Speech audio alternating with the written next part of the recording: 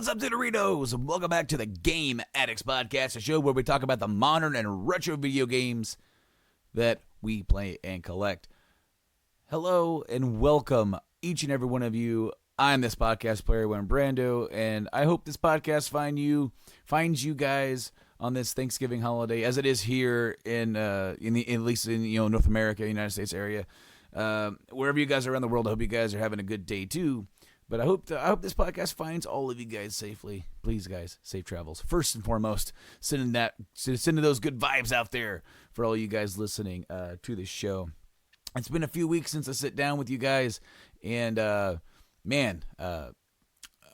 kind of I'm still doing what I said I was gonna do. Take a bit of a step back with the coming of the baby and everything. Things are settling in nicely around here, and I'm hoping to, at least after the holiday time, I'm still going to release episodes about every other week, and I still actually have plans to do another deep dive. I did that one for Final Fantasy VIII, which did very well for me, and it was my first time. I did notes and everything, and I talked about it for an hour and a half. I'm going to do another one, and I am going to do nothing else. I have it right here. I am going to talk about, with the game coming out next year, for the next one, I'm going to be talking about The Last of Us. As I almost smacked myself in the face. I'm pretty sure I did. Anyways, guys, how's it going, all you guys? This is episode 141. 141 episodes, As I sat down to try and think about what I was going to talk about this week, because I'm not quite ready yet for the next deep dive. I haven't sat down to really think about, or to compress my thoughts into that kind of level, because that actually did take some time to do for FF8. As I said, I actually sat down and wrote notes. I wrote them on paper, that way I would try to streamline my thoughts instead of just rambling incoherently. But when I sat down this week to try and figure out what I'm going to talk about, there's so much negativity going on in the gaming world. I mean, look at what's going on with Pokemon Sword and Shield. The internet is just a crazy place. I can't find any other way to say that. It is a crazy place, a wild and crazy place. And, with Death Stranding, it got mixed reviews. And I think I said last week, it got exactly what I thought it was going to get. I'm still excited to play the game eventually. I didn't get it at launch. I already said I wasn't going to do that. I was going to wait. I was going to wait to see what the general consensus is. And I've heard that people who aren't getting the game, or not getting it, either mentally or getting into it, they don't like it, But those that are really find the Kojima style of game making, so to speak, fascinating, which I account myself among those. Being a fan of Metal Gear Solid, of Snatcher, of Zone of the Enders, of that series.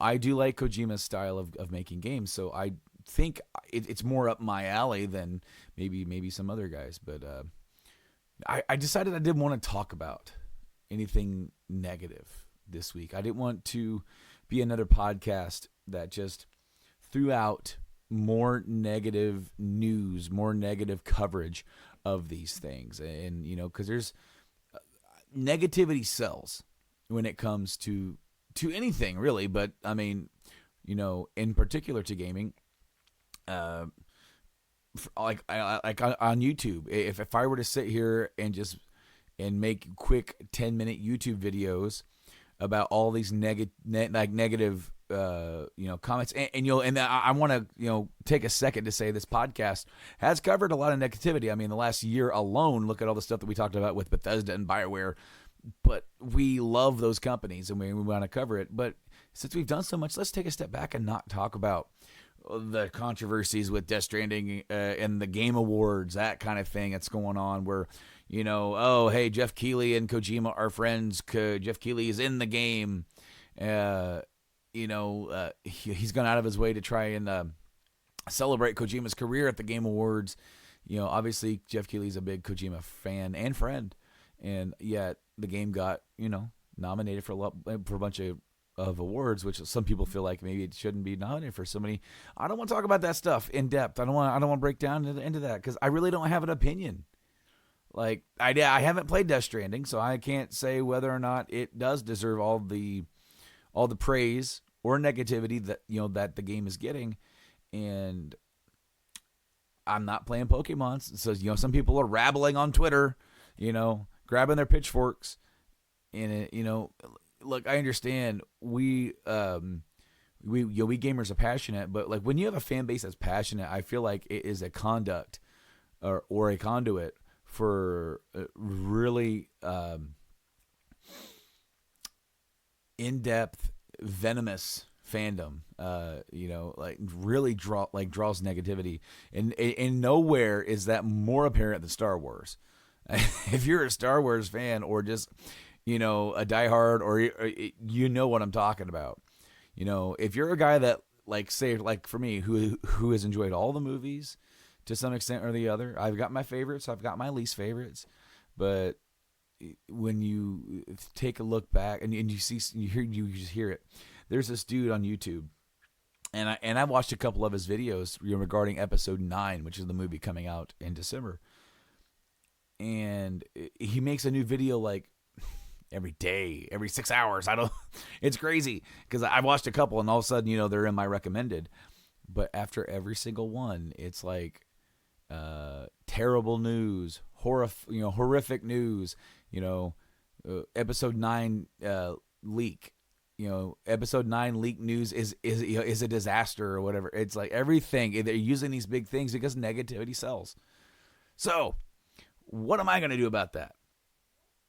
I'm going to change it because today, I'm going to be talking about, I believe it's 15. I meant to get 10, but I just kept grabbing games because I want to talk about them. We have talked about retrospectives here before in the past, and one of the early ones that we did was the PlayStation 1. And I'm talking like this is over 100 episodes ago. We did the PlayStation 1. And PlayStation 1 has a very soft spot right here in my heart. I'm repping the PlayStation shirt. That was the third console that I ever owned personally after the Super Nintendo and Sega Genesis. I had a choice. Please, forgive me if you're a longtime listener. Some of these stories might be familiar, but they're over 100 episodes ago, so hopefully they're they're new to somebody, right? But I had a choice for the PS1. I could have gotten an N64 like some of my other friends had, and I played the N64 a little bit more than the Sony PlayStation, right? I had one friend that had a PlayStation at that time. And I was just captivated by it. And it got to a point where, like, I was captivated by the disc-driven game. Like, nobody I knew had a Saturn or a Sega CD or anything like that that came before, a 3DO, whatever. So all that was foreign to me. But sitting there playing this game off of this disc and how that you just had such clear audio, like playing a game because it's all based off of a CD instead of a cartridge. And also the load times, we had actual load times. Cartridge stuff was just like pop. Okay, we're in. But I want to talk about some of my favorite games for the original PlayStation. And some of these are not like when I say top games. Okay, some of these are not games that you guys are probably going to be thinking, oh, that's one of the best games on the console. Some of them might be. I guarantee you there's probably 1, 2, or 3, or 4 that are probably on your guys' list. But some of these are just also games that are notable for my history with the system. So, first of all, it was the very first game I got with the system, other than the demo disc, because I'm a wrestling fan, I picked up Warzone, WWF Warzone. Now, this isn't my original copy. This is the green label, Greatest Hits. I have no idea where my original copy went. I got my first PlayStation in October of 1998. And, of course, around that time is when, the Attitude Era, so to speak, of the WWF was really gearing up. And this game, I want to say, came out that year. Yeah, 98. But, of course, there were wrestlers on here that were no longer at the company, like Bret Hart and British Bulldog and whatnot. They had already left the company the prior year. And so a lot of the stuff that were based off of this game were from 97, which I watched. And I was like, awesome. This game is pretty horrible. It's made by Acclaim. But at the time, dude, I was just like, wow, like this game is awesome. And you had to do like these weird little like up, down, square X to do a body slam. It was stupid. It was almost like you're playing Mortal Kombat or something to do a damn fatality, to do a basic move. But I just remember like, it was the audio, it was the clarity, of the announcers, of the guys in the ring, of the music, I was captivated by the game. Now, here's a story about the first time I actually got the PlayStation. I got it, I think we put it on layaway around September, right? And then we were able to pick it up at the end of October. So that Friday night that my dad picked it up for me was actually my town's Halloween or a trick-or-treat, right? Because my town usually did it on the Friday before Halloween. So Halloween could either be like leading up to or on that night, but typically it was the Friday before. So I don't really remember, without looking at a calendar, what day that was, but it was right before that. So me and my buddy Rob, he was going to spend the night at my house, and we were going to stay up all night playing PlayStation. We were going to play wrestling, and that demo disc is all I had. But we had a problem. We couldn't figure out how to hook it up to our TV because it had the yellow, white, and red cables. I'd always used coax cables, the old RF cables. And we had a VCR. Guess what? If I'd have been smart and actually knew how to do this stuff, you could actually do it. But I was incapable at the time to figure this part out. So I had to wait for like the next day for my dad to go buy an RF cable to play. So we went out trick-or-treating, we got our candy, and we didn't play a lick of PlayStation all night. Sleepover ruined. But I did play a crap ton of Warzone that same weekend. I want to say it was either that weekend or maybe the weekend after that. I rented my first game for the system, which I'm going to get to later. But I wanted to talk about that game so I could talk about this game. This game is one of the best wrestling games on the system. I'm starting off with 2 wrestling games, and that is SmackDown 2, Know Your Role. Not my original copy, once again, but I tracked it down when I was collecting. SmackDown 2 is a completely different game from Warzone. This is more of an arcadey, approach. I think this came out in 2000 or something like that. And of course, the first SmackDown's okay, it's pretty good, but this one had like that endless season mode where you could just go on and on and on and on, and you'd have some storylines kind of kick up, and you could do your own created dudes and take them through there, and you had like Hell in a Cell and stuff like that. And I just remember doing like Royal Rumbles, and there was actually dudes in here, namely the Big Show. I don't know if you guys remember him. Big, tall. He was the giant in WCW. Well, his name is the Big Show, and in the WWF, and he was not in this game. He was in the one before it, but I guess he went down. He got sent to go get better at his wrestling skills. He wasn't in SmackDown 2, but man, my hat's all messed up. Of course, you guys on audio don't really give a crap about that. I haven't worn my hat in a while. Anyway, I was playing the Royal Rumble mode where you got like 4 guys in the ring or whatever, and you eliminate some guy by tossing him over the rope, and they count down from 10, and the next guy runs out, And I just remember me and my buddy were playing the Royal Rumble, and that countdown went, and then he was like, "Where is the big show?" And he come, we're like, "What? He's not even in this game." And his name said unknown. Well, it's the unknown. He's running out. And we're like, "Oh, we are freaking out that Big Show is in this game, and we couldn't figure out how to play as him." Apparently, that was the thing. SmackDown 2, I remember that came out, and I rented that game along with another game that's in this list of games that me and friends played the absolute crap out of. SmackDown 2 got a lot of heavy rotation with me and my friends, sitting there afternoons, evenings, all nights, just, man, having lots of fun playing some wrestling. This next game, it was a game that I got, it was in 98 for Christmas. So I had I believe this was the third game that I ever owned. I can't remember. It's either second, third, whatever. Need for Speed 3, Hot Pursuit. I don't remember how and why I got this game. Maybe it was a magazine, maybe it was a commercial. But man, I had a lot of fun playing this game. A lot of fun with Rob playing this game. Me and Rob played the absolute crap out of this. I remember there was a code for you to get some car called the El Nino, and it was like the fastest car in the game. And if you had that car, you were just like flying past people. And it said it had the best handling in the game, which is wrong. It did not have the best handling in the game. That thing was like, it was like a wet noodle all over the road. It was like you're driving on ice half the time. In fact, I remember Rob always drove the Jaguar Sport XJR 15, and while it was not nearly as fast as my car, I would be crashing into walls, and he would just zoom past me because he could take those turns like a champ with that car's handling.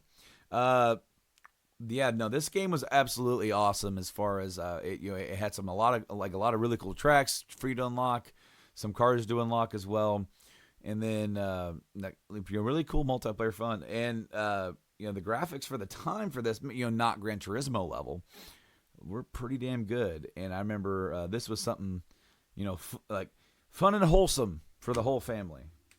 The next game, I couldn't remember what game I actually got along with, because I got it for Christmas, but I rented a game, right after I got the PlayStation, and it was not the game that I'm going to show you, but related, because then for Christmas I wanted to buy that game. I didn't have enough Christmas money, but so I had to settle for the greatest hits version of the prior game, and that is Resident Evil. Now I have the big box version here. This is the original big box. I had the director's cut greatest hits, but I just absolutely love this version of the game. And actually my disc is not in here. It's probably in the console, but I love how you can have that. It shows the lab and everything in the background there. Big box. I'm not really huge on big box collecting. There are some out there that would be cool to own, but when I found this, I absolutely had to have it. The original Resident Evil, to me, it is the B movie of the PlayStation. And I mean, there's a lot of that.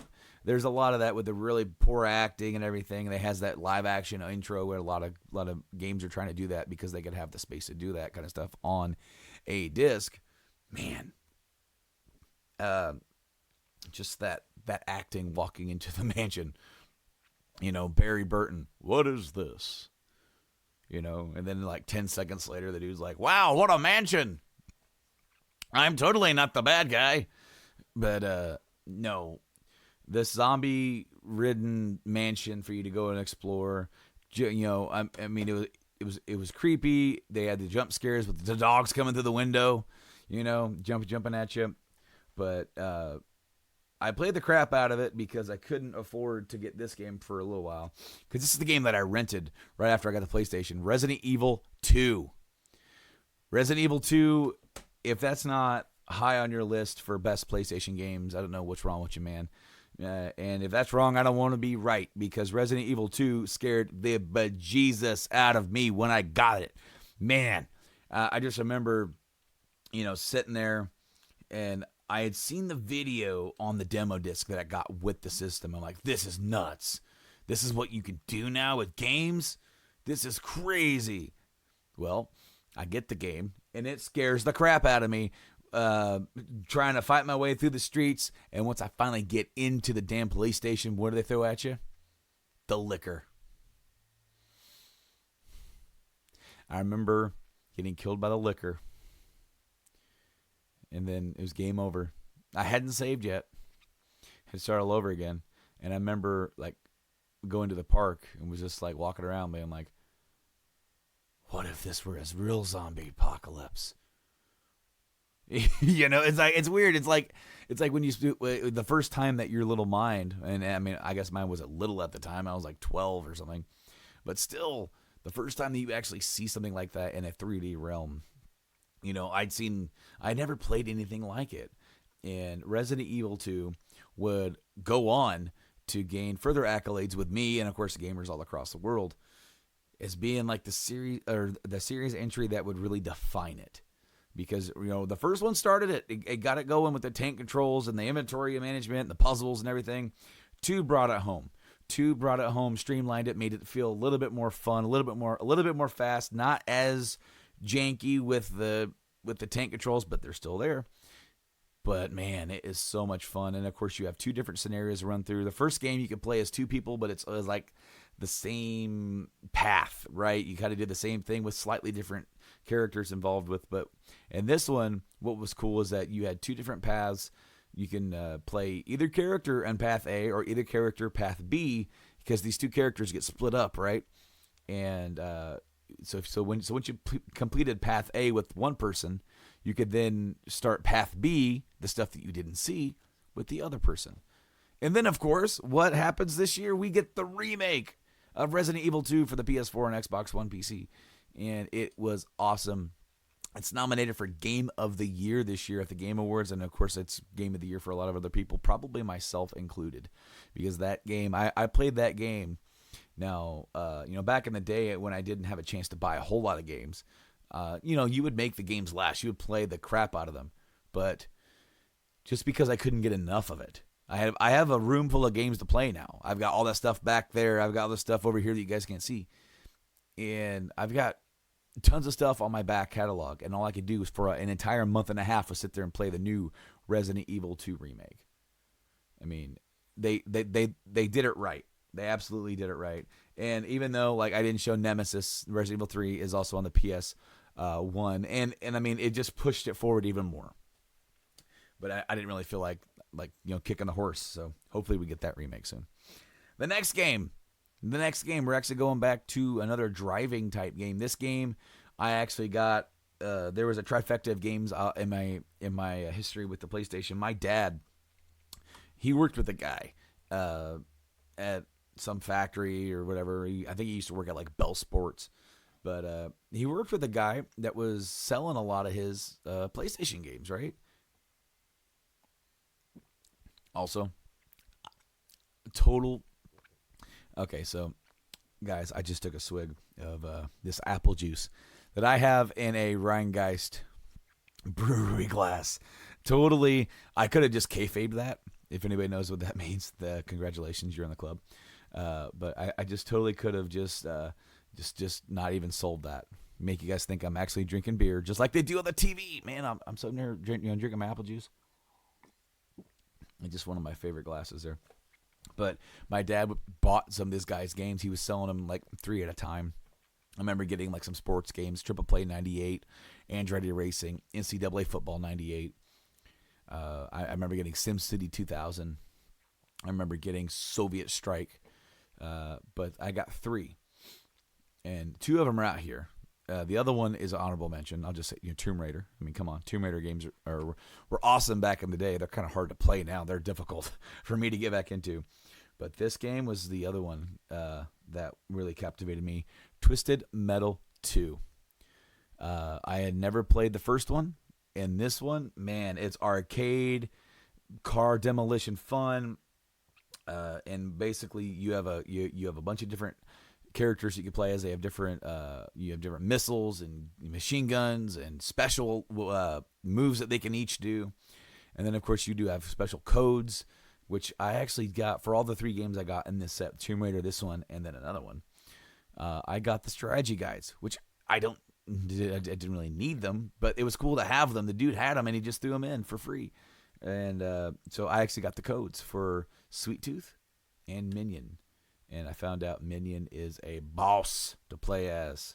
Oh, man, you just run dudes over. The dude is an actual tank. But, no, I got a lot of cool multiplayer fun out of this. You could do, like, the 2-player tournament mode where you and a friend just kill everybody else on the map and have fun. And I remember, playing in New York City. You're on top of the rooftops of these New York City skyscrapers. And there was like, and this kind of stuff wouldn't really fly today, but the Statue of Liberty was in the distance, and if you kept shooting at the Statue of Liberty, it would turn into a bikini-clad, blonde-haired girl, and you're like, whoa, hey, I'm a young adolescent teenager. Well, if you kept shooting at it, then all of a sudden, it wouldn't just be like a slender girl; she would be a bigger gal. Tell you what, wouldn't fly today. Not in today's age. I tell you, there's nothing wrong with either gal. I just want to say that right out front. Twisted Metal 2 is a lot of fun though. The next one's another driving game. In fact, it is the driving game. It's called Driver 2. Driver 2, man. This was like, I played the original Driver first, and you had to do that really super impossible freaking driver's test at the very beginning. You had to do all these things in this small little parking garage and do all of that before you can actually start playing the game. This one kind of throws you in, and I like it for that. And also you have the cool, and both games have the free roam mode, and I think there's like 3 cities. I believe, 4 cities. You have Chicago, Havana, Rio, and Vegas. And, of course, Chicago, I would roam around there a lot because I actually had been there. But, the map didn't match up. But it felt more familiar than the other ones. But each city had its own special car that you could find and unlock. Driver 1, you could not get out of the vehicle. This was made by Infogrames.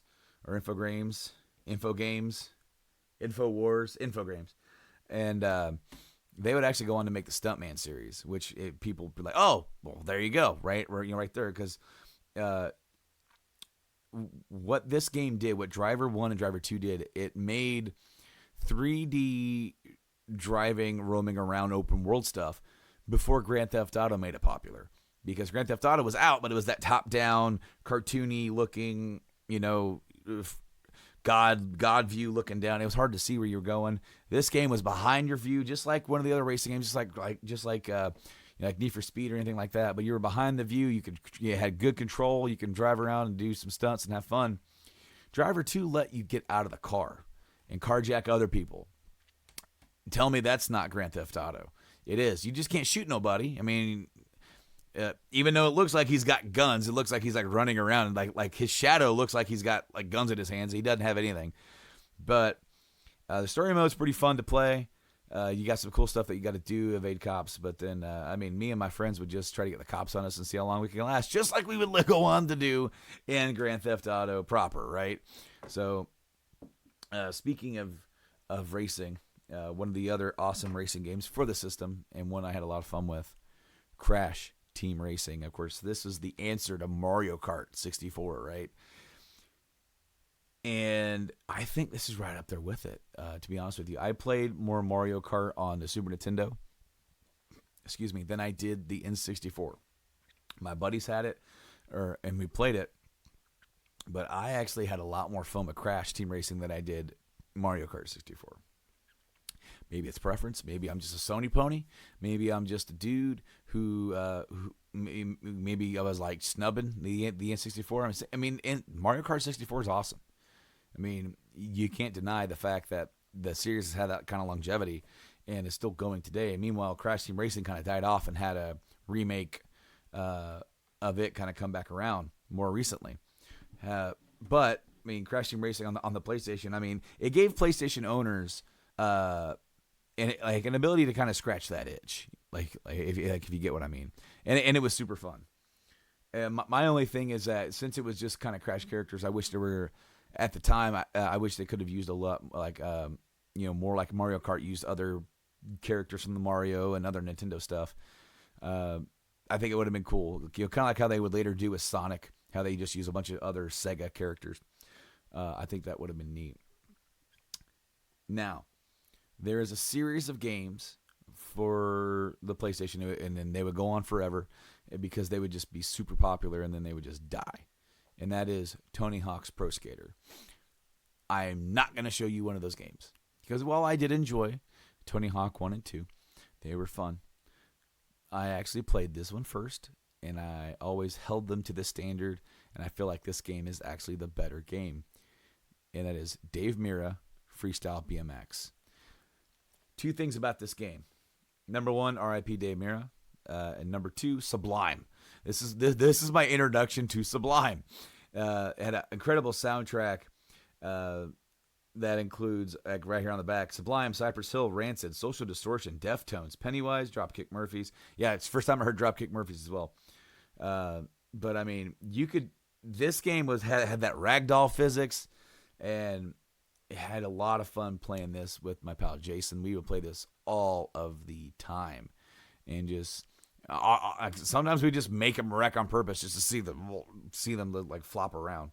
A lot of fun. Dave Mirra Freestyle BMX. They actually made a second one for that, but it was called BMX Remix. Maybe it had like some new levels or like some new stages and whatnot. But when I mentioned Tony Hawk Pro Skater, the developer of that game is going to make this next game I'm going to talk about. Spider-Man. They did two of these. They did this one and then another one called Enter the Electro. And man, this one was a big 3D romp-arounder. It's kind of the controls don't really translate well to today. It's kind of, I find it difficult to try and play. But this was so much fun. They had so many characters you can unlock so many different suits. You can have like Captain Universe, the black symbiote suit, but there was just like a smorgasbord of villains. Venom was around, Doc Ock, Carnage, and then you also had cameos from other heroes like Daredevil and Punisher, and even Captain America. Human Torch is in it. So many different things. Stan Lee narrates the thing. And, it gives you its own little cool story to go off of. But, man, playing those games like on the Super Nintendo and the Sega Genesis, like Maximum Carnage and stuff like that, this brought that to the next level for me. Being able to swing from building to building, not like it is in the modern Spider-Man game, of course, for the PS4. But this one, in my imagination and memory, that's what that was to me back then, being a kid. And I'll never forget all the late nights playing Spider-Man. This next one was a game that I didn't enjoy when I was, all these other games I enjoyed when I was a kid. This game I didn't enjoy until I was more like into the 2000s era, because I really slept on it. Because I enjoyed the series kind of leading up, but I really didn't get into it after the Super Nintendo. Castlevania Symphony of the Night. How can you mention the PlayStation without mentioning this game? This game had such great control, soundtrack, stuff that when I finally played it, it captivated me. It took me a long time to get to it. One of those things where I might have played it when my PS2 broke. My PS2 ended up breaking, and I got a story about that a little bit later on too. But I had a period where I didn't have a PS2, and there were a couple games that I played and dived into, and finally I was able to get my hands on I rented it from somewhere. Finally played this one, Symphony of the Night, and I never beat it until I got the copy much later, much later, because when you get to a certain point in the game, you think you beat it, and then they turn the castle upside down and you got to beat it again. And I said no. I was to be fair, I was kind of playing another game at the time too. So the next game, I actually played the first one of these first. I rented it because I saw it in the back of a Game Pro magazine. I actually remember which magazine. I remember where I saw the game first. And then I saw the commercials for this game coming out, and I just had to have it. And that is Siphon Filter 2. This was a Sony game, of course, from 989 Studios. Siphon Filter was like that run and gun / stealth game. There were levels where you had to be stealthy, and if you got caught, for some of the levels, it's over. Some of the other levels you get caught, makes it difficult for you. There's other levels where you're literally just supposed to run around and just pop everybody. Lots of fun, cheesy action movie. Almost kind of like, it's a secret agent type stuff, but I would almost, like, if I were to see this around today, like, you could go super stealthy with it, or you could go over the top action with it. And since that's kind of what the mix of the game was, in some cases, how you're just running around, shooting everything, it's almost kind of very John Wickish. But they made 3 of them for the PlayStation. I feel like the second one is the best one. The first one, it's pretty good. Second one is, man, it's a roller coaster ride from beginning to end. The third one, disappointed me story-wise. This game did not disappoint me story-wise. And that is Metal Gear Solid. This is the reason why this is like at the top of the list, and not like, because I got 2 games after this. This easily could have been the number one, but this was the second game that ever captivated me as far as story goes. What I mean by that is, like, I played some other games first, right? I played at least one, and I loved the story of it. And I kept playing it through, but I definitely remember borrowing Metal Gear Solid from a friend, and played it. I think I started playing on like Thursday night, and then on Saturday night, I had got to near the end, and I would not go to sleep until I beat it. I was like, I have to know what happens. It's one of those games, right? And Metal Gear Solid, I said earlier in the very beginning of the podcast, talking about Hideo Kojima, this is like a masterpiece from him. And it literally is a cinematic experience in a game, in an era where that was just impossible. And all the cutscenes are done with in-game engine. The entire game is voice acted by a stellar cast. It's not cheesy like Resident Evil. I mean, depending on your level of cheese, okay, let's be real. But you just have some awesome, like at least anime cheese level of awesomeness here for the voice acting. It tells a phenomenal story from beginning to end. And the gameplay would get better with subsequent sequels. Wasn't necessarily, when I played this for the very first time after playing a game like Siphon Filter, I was like, I don't like this. This is weird. But once you get used to it, and you follow the game, and you play the game, and you just get engrossed into the story that is Metal Gear Solid, you just can't. There's almost no other game other than the RPGs that can stand up to the level of depth that this game put into its story and into its characters. And that's exactly what I'm ending with, because I have 2 RPGs, and I have RPGs that are still on the shelf up here that I could have pulled down. And of course, just recently I talked about Final Fantasy VIII, so I'm not going to talk about that here today, but I'm going to talk about the other ones. And that is not my original copy, but my replacement, Final Fantasy IX.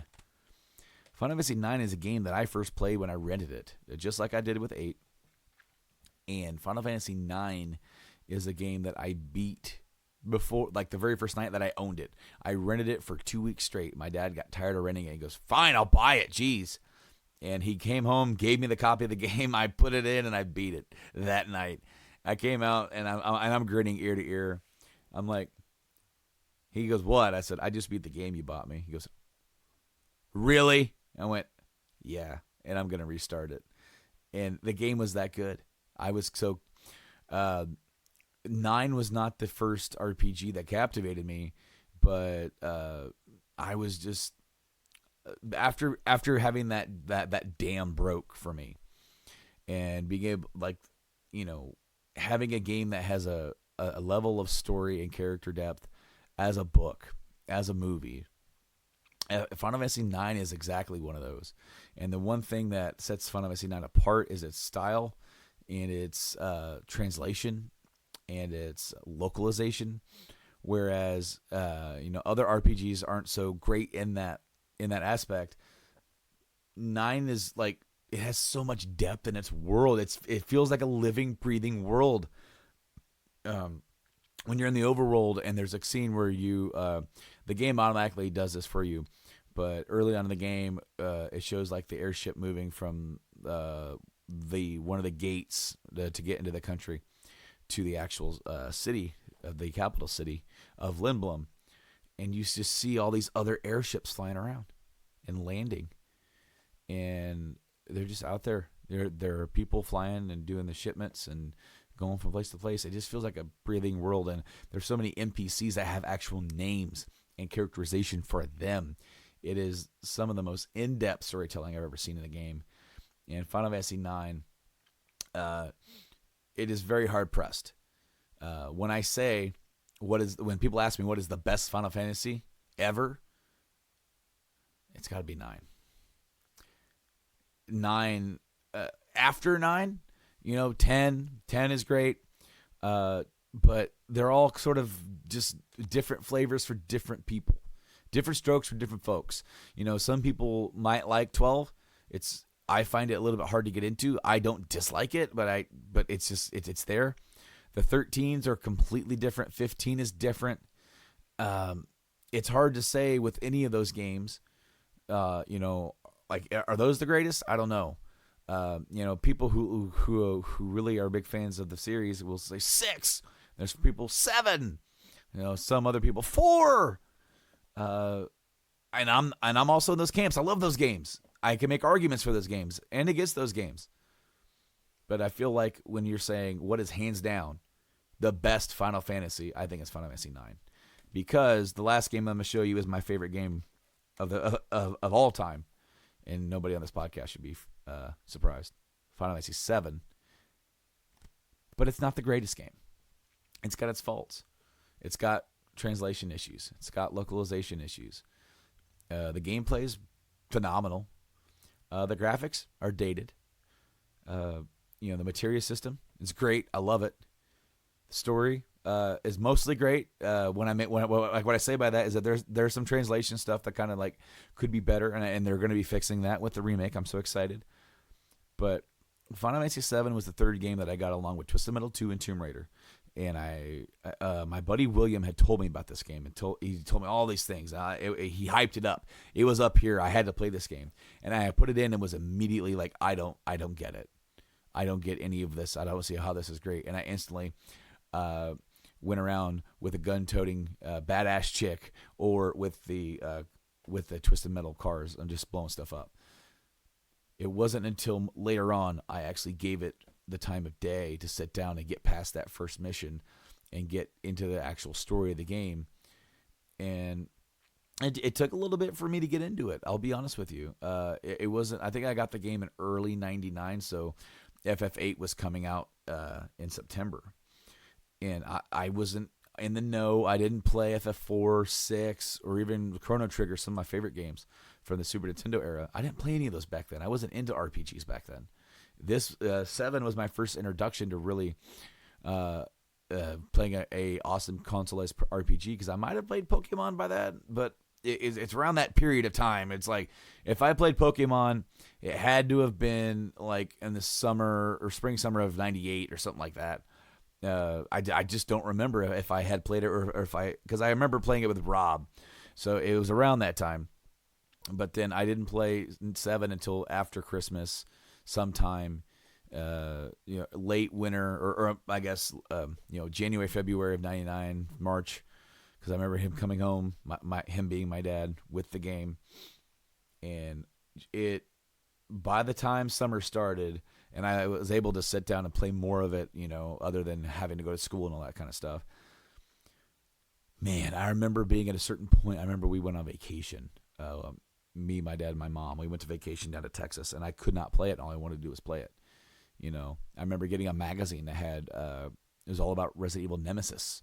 And they were like, "Oh, this is what we know. This is all the screenshots and all this stuff." And I'm just like, "Oh man, it's gonna be awesome." But I was all about FF7. I was like, I got to get back. I got to play that. And I beat it. I beat it that summer.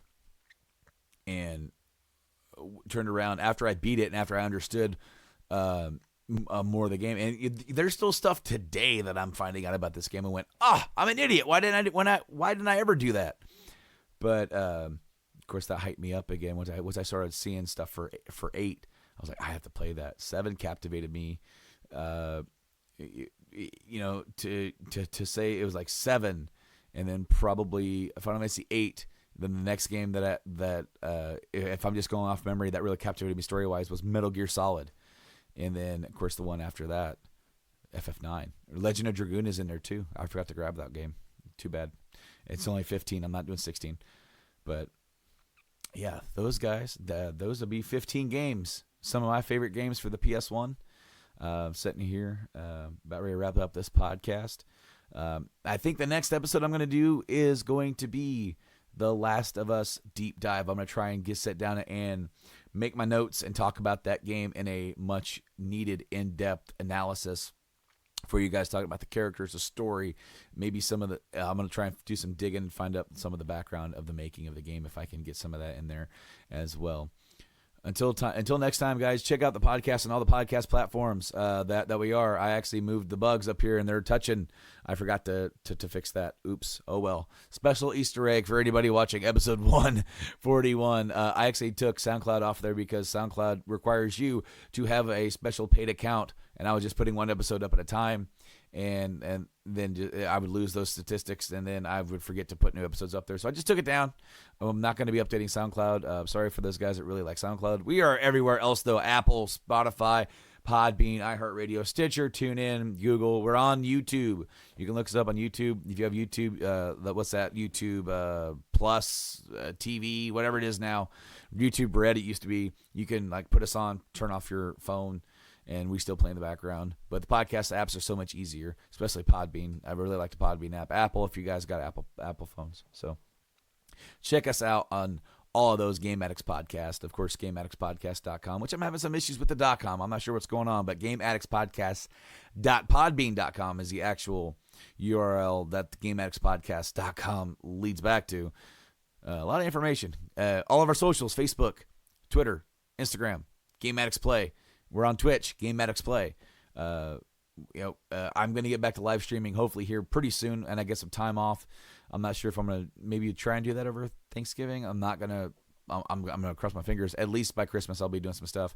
And I am actually thinking about live streaming my first playthrough of FF7. I've never really done a full playthrough of a first-time thing for that live stream, so I'm thinking of doing that as well. But guys, from the bottom of my heart, hope you all have had a happy Thanksgiving, and I will see you next time here on the Game Addicts Podcast. Until next time, I have been Brando.